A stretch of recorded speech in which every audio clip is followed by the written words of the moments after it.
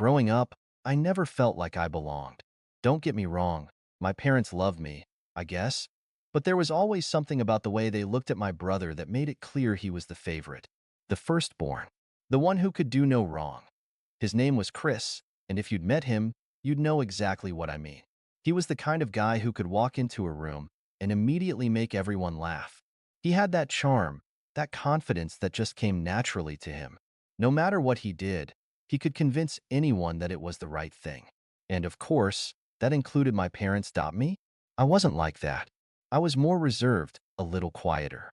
I worked hard to get good grades, to make my parents proud, but it never felt like enough. No matter how hard I tried, Chris always seemed to be the one who got all the attention.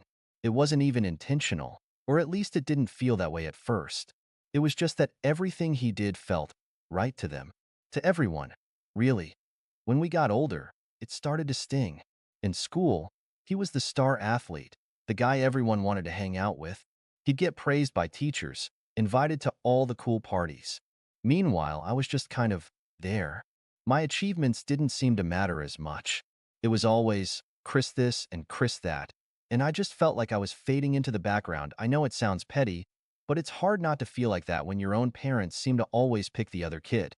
I'm not saying they didn't love me. There were just moments where it felt like they didn't even see me. So when Chris graduated high school, I figured, maybe this time, things would be different. Maybe they'd finally acknowledge my accomplishments. I had worked hard for my grades, for the extracurriculars I was involved in, and yeah, I didn't have the same social charm as Chris, but I had my own strengths. But then came the big moment, the graduation gift. I didn't expect anything huge, but I hoped it would be something that showed they were proud of me, something thoughtful.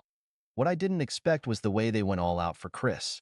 Chris's graduation came, and as expected, my parents were all over it. The house was decorated with balloons, banners, and cake. It was like the entire event was made just for him. People were talking about what a great guy he was, how far he'd come, and all his accomplishments. Meanwhile, I was just there in the background, trying to pretend that it didn't bother me. But when the moment finally came to hand out gifts, it felt like everything else just faded away. They called Chris to the front, and my parents handed him an envelope. His grin stretched from ear to ear as he tore it open. Inside was a ticket. No, a vacation ticket. A luxury vacation to Europe for him and a friend, paid for entirely by them. My parents were beaming with pride as they announced it to everyone in the room. Chris was speechless with excitement. I could feel my chest tightening. I should have been happy for him, right? After all, this was his moment. He worked hard. He deserved it. At least that's what I told myself. But the more I thought about it, the worse I felt. Why not me? I never asked for anything extravagant. I didn't expect a trip to Europe, but it was hard to ignore the stark contrast between Chris's lavish gift and what I was about to receive. I couldn't help but wonder if I'd even get anything at all. Then it was my turn. My parents looked at me with that same smile they'd always given me, the one that said, "You're a good kid, we love you, but you're just not the one who needs the attention." My mom handed me an envelope, and I opened it slowly, trying not to let my disappointment show on my face. Inside was a pile of bills. I stared at them for a moment, my heart sinking. The bills weren't even for anything I'd done. They were just random, unpaid bills, some for utilities, some for things that had been overdue for months. I felt the weight of them in my hands like they were suffocating me. "Your father and I thought you'd appreciate this more," my mom said, her voice almost apologetic. "You're more responsible than Chris, so we thought it'd be a good way to help you learn the importance of responsibility in the real world." I don't know what hurt more, the fact that they thought this was an appropriate gift or the fact that they couldn't even acknowledge how hard I had worked. I could hear Chris laughing with his friends in the background, talking about how amazing his trip was going to be. I could see my parents looking at him, practically glowing with pride. And there I was, holding a stack of bills in my hands, feeling invisible. I had had enough. Without thinking, I stood up, threw the bills back onto the table, and grabbed my coat. "Thanks for nothing," I muttered, barely audible. I turned and walked out of the room, out of the house, without saying another word. I didn't look back as I walked out of the door. The sound of my parents calling after me echoed in my mind, but I didn't stop. I couldn't stop. The sting of that gift was too much, and I needed to escape. I didn't know where I was going, but I couldn't stay there. Not under their roof, not with the weight of their disappointment hanging over me. I didn't go back for a few days. I ended up staying with a friend, someone who understood the situation, though they didn't quite get why it bothered me so much. I didn't have an answer for them either, not at first. It wasn't just about the gift. It wasn't even about the vacation. It was about how invisible I had felt my entire life, how my parents had always treated me like an afterthought. Chris got all the attention, all the love, all the praise, and I had just been expected to stand by and take it, to accept whatever scraps they tossed my way and be thankful. It wasn't fair. But that night, as I lay awake in my friend's spare room, I realized something important. I didn't need their approval anymore. In fact, I didn't need them at all. I wasn't going to let this define me. I wasn't going to let their negligence and favoritism dictate who I was or who I could become. That I had dreams. I had goals. And even if they didn't see me, even if they didn't think I was worth celebrating, I was going to make something of myself. I was going to show them, and maybe even Chris, that I didn't need their validation. The next few weeks were a blur. I moved out of my parents' house for good and found a small apartment. I was determined to take control of my own life, even if it meant doing it without them. I poured myself into my work, taking on every project I could, picking up extra hours, building my own reputation, and slowly but surely, it started to pay off. I wasn't making much at first, but every paycheck felt like a victory. Every step I took toward independence was a small rebellion against the years of neglect. I didn't care if they noticed. In fact, I didn't want them to. I was doing this for me. But deep down, part of me still wondered, would they ever reach out? Would they regret what they had done? And then, one day, the phone rang. I glanced at my phone, my heart skipping a beat. The caller ID read Mom. I hadn't heard from her or Dad since I left. It had been weeks, and I wasn't sure if I was ready to hear what they had to say, but there was a part of me that couldn't ignore it. Part of me still wondered if they'd realized their mistake. I stared at the phone for a moment, my thumb hovering over the decline button.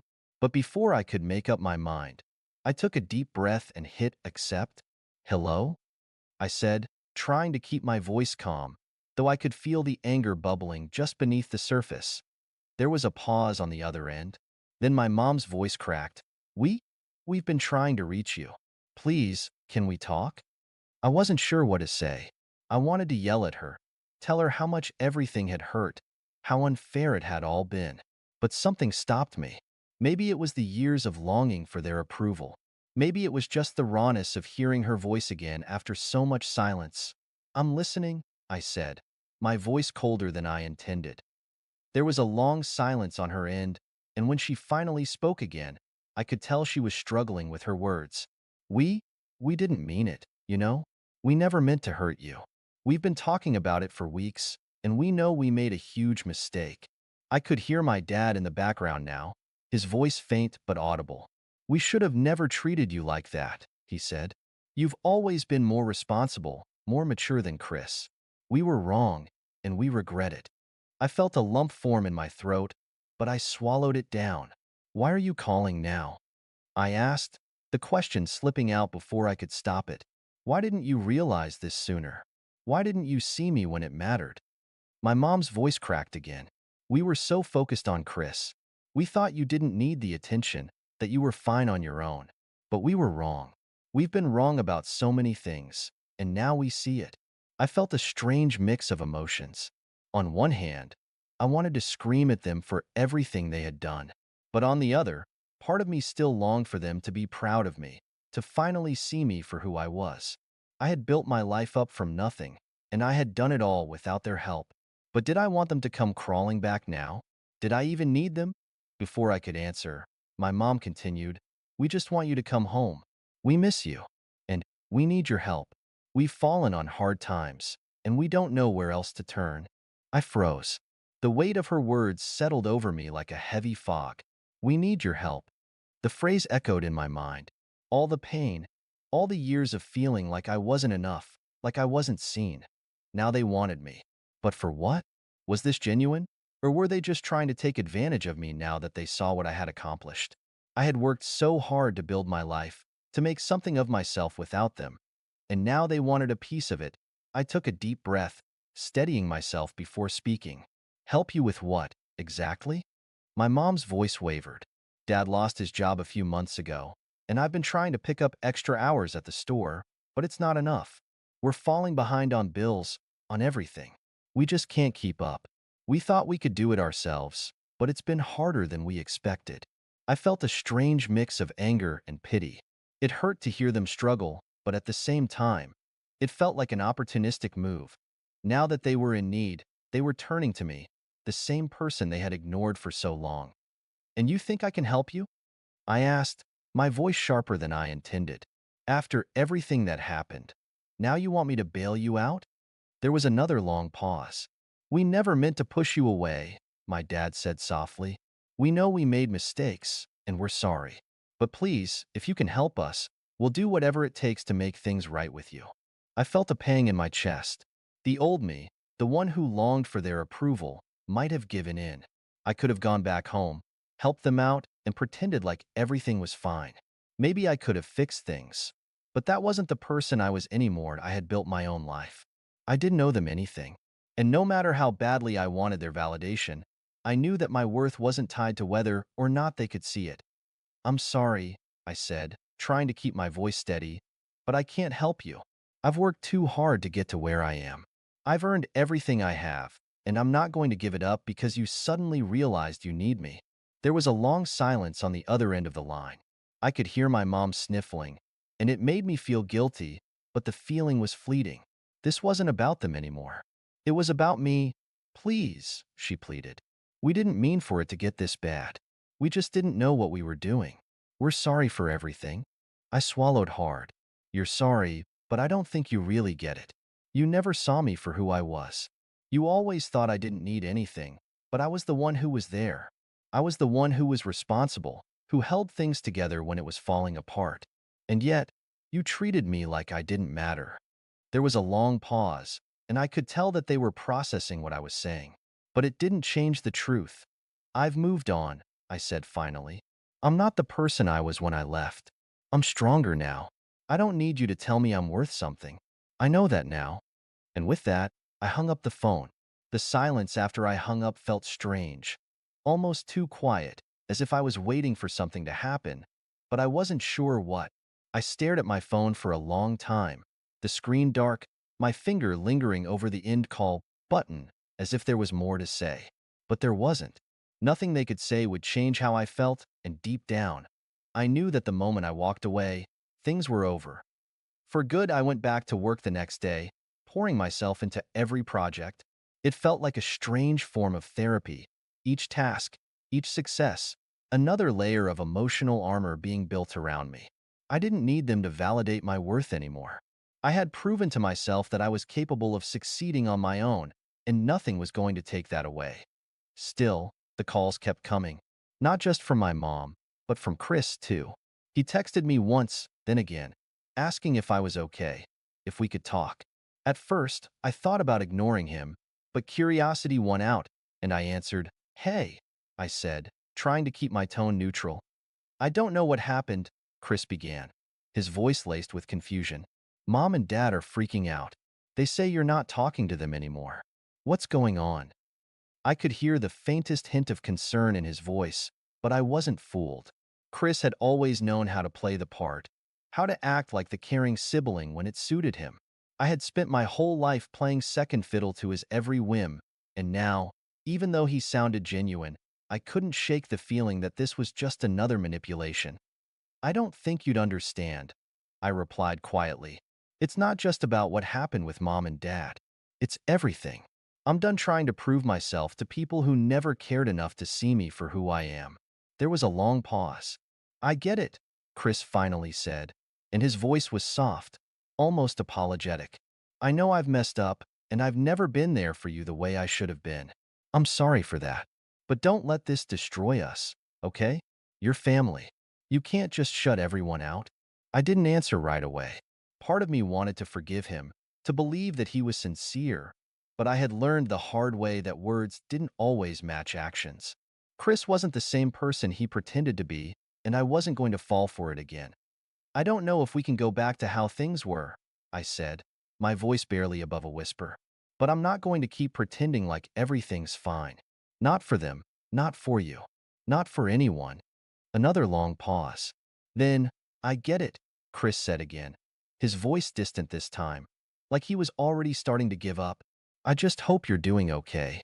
I ended the conversation right there. It wasn't closure, but it was enough. I wasn't going to chase any false hopes or try to fix what had been broken for years. What mattered now was my future, the life I was building for myself, without them. It's been months now, and I've come so far from that phone call.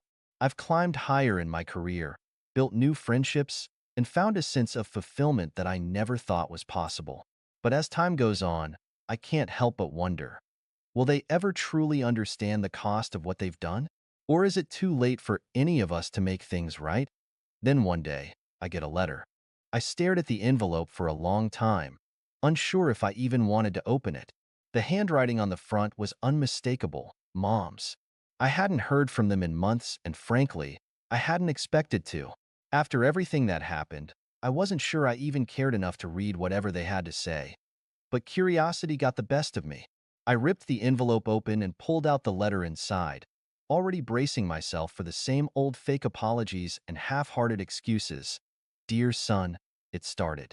We hope this letter finds you well. We've spent the last few months reflecting on everything that's happened, and we've realized how much we took you for granted. We can never undo the pain we caused, but we want you to know how deeply sorry we are. I let out a short, humorless laugh. Sorry, huh? Sure. The same tired words, the same empty apologies I'd heard 1,000 times. I skimmed through the rest, rolling my eyes at every sentence. We've seen how far you've come, it continued. Your success hasn't gone unnoticed, and we're proud of you. We know we didn't show it enough, but we want you to know that we've always been proud, even if we never said it. You've always been more responsible than we gave you credit for, and we're sorry for not supporting you the way you deserved. Yeah, right.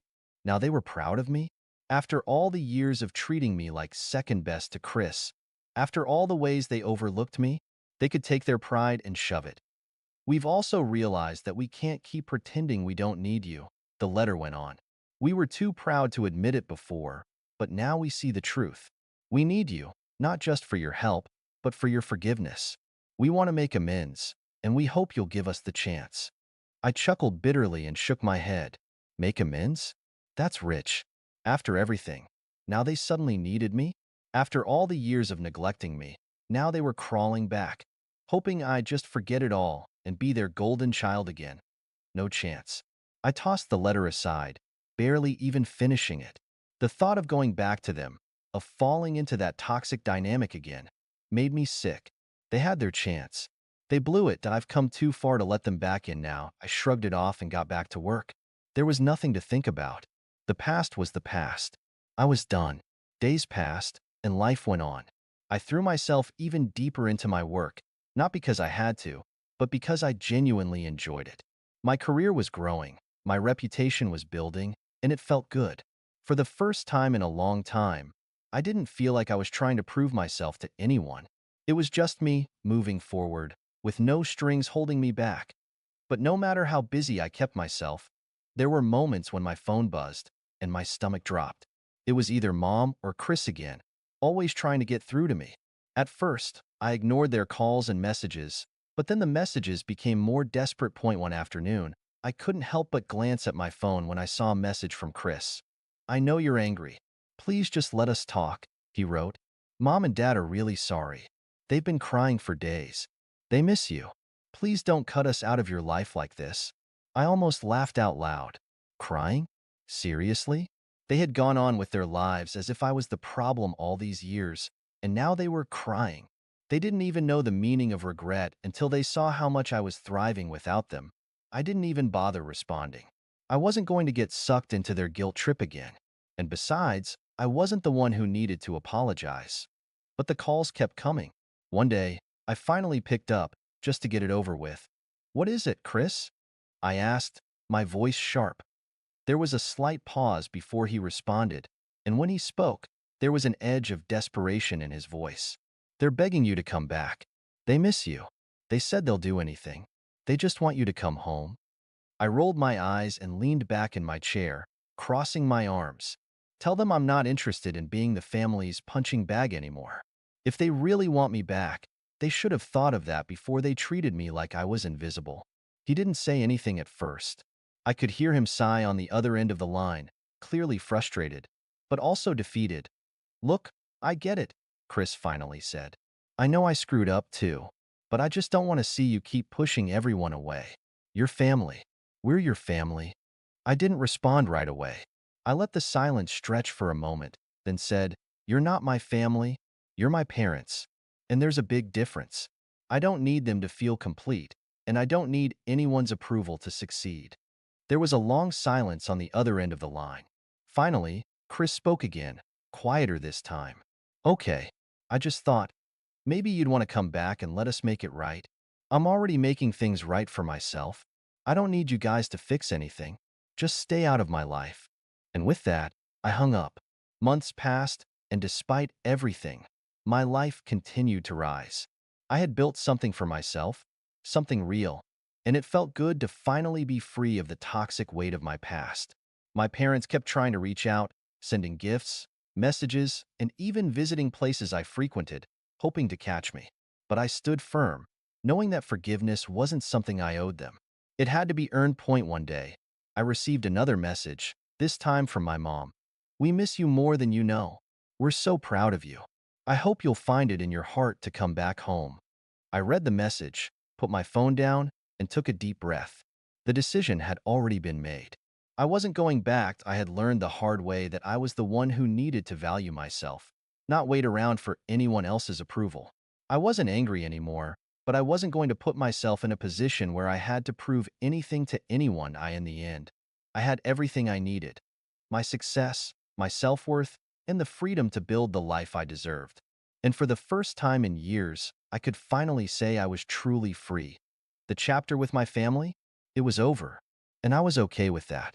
This story really shows the tough decision of choosing yourself over family when they never truly supported you.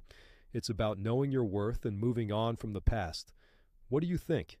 Was the main character right to cut ties, or is there always a chance to fix things? Let me know in the comments.